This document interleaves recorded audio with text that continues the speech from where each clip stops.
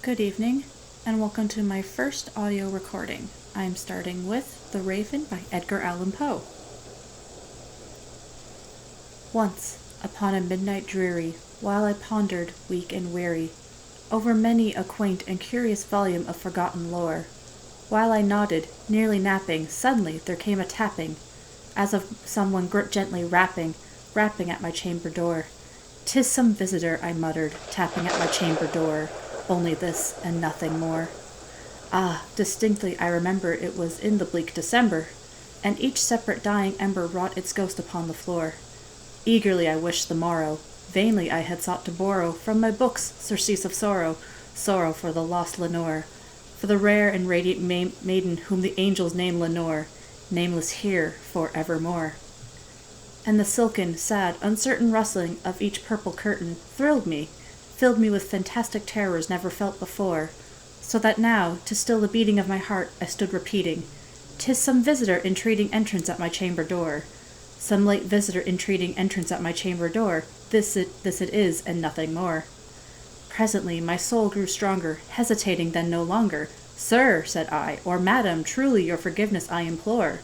But the fact is I was napping, and so gently you came rapping, and so faintly you came tapping at my chamber door, that I scarce was sure I heard you." Here I opened wide the door. Darkness there, and nothing more. Deep into that darkness peering, long I stood there, wandering, fearing, doubting, dreaming dreams no mortal ever dared to dream before. But the silence was unbroken, and the stillness gave no token, and the only word there spoken was the whispered word, "Lenore?" This I whispered, and an echo murmured back the word, "Lenore!" Merely this, and nothing more. Back into the chamber turning, all my soul within me burning. Soon again I heard a tapping somewhat louder than before. "Surely," said I, "surely that is something at my window lattice.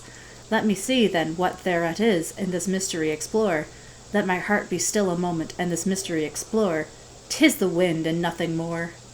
Open here I flung the shutter, when, with many a flirt and flutter, in there stepped a stately raven of the saintly days of yore. Not the leaps of science made he, not a minute stopped or stayed he, but with mien of lord or lady, perched above my chamber door, perched upon a bust of Pallas just above my chamber door, perched and sat, and nothing more. Then this ebony bird, beguiling my sad fancy into smiling, by the grave and stirred decorum of the countenance it wore, "Though thy crest be shorn and shaven, thou," I said, "art sure no craven, ghastly grim and ancient raven wandering from the nightly shore. Tell me what thy lordly name is on the night's Plutonian shore." Quoth the raven, "Nevermore." Much I marveled this ungainly fowl to hear discourse so plainly, though its answer little meaning, little relevancy bore.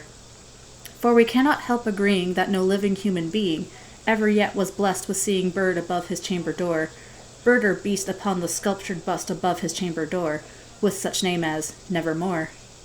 But the raven, sitting lonely on the placid bust, spoke only that one word, as if his soul in that one word he did outpour.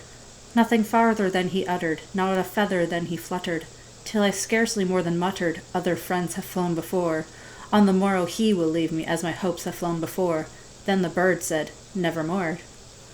Startled at the stillness broken by reply so aptly spoken, "Doubtless," said I, "what I utters is its only stock and store, caught from some unhappy master whom unmerciful disaster followed fast and followed faster, till his songs one burden bore, till the dirges of his soap that melancholy bore of nevermore." But the raven, still beguiling all my fancy into smiling, straight I wheeled a cushioned seat in front of bird and bust and door. Then, upon the velvet sinking, I betook myself to linking fancy unto fancy, thinking what this ominous bird of yore, what this grim, ungainly, ghastly, gaunt, and ominous bird of yore meant in croaking, "Nevermore." This I sat engaged in guessing, but no syllable expressing, to the fowl whose fiery eyes now burned into my bosom's core. This and more I sat divining, with my head at ease reclining, on the cushion's velvet lining that the lamplight gloated o'er, but whose velvet violet lining with the lamplight gloating o'er, she shall press, nevermore.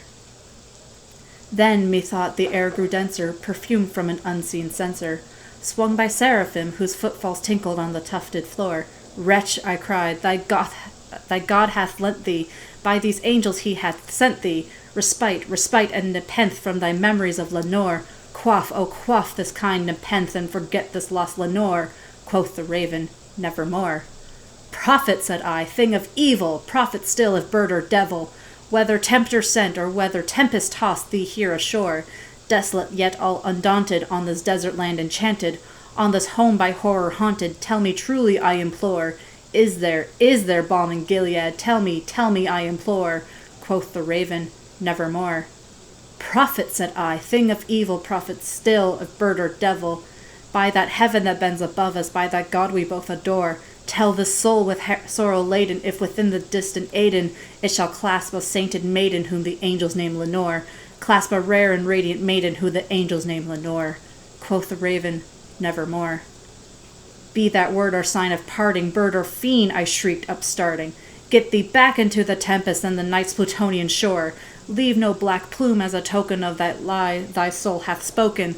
Leave my loneliness unbroken, quit the bust above my door. Take thy beak from out my heart, and take thy form from off my door. Quoth the raven, nevermore. And the raven, never flitting, still is sitting on the pallid bust of Pallas just above my chamber door.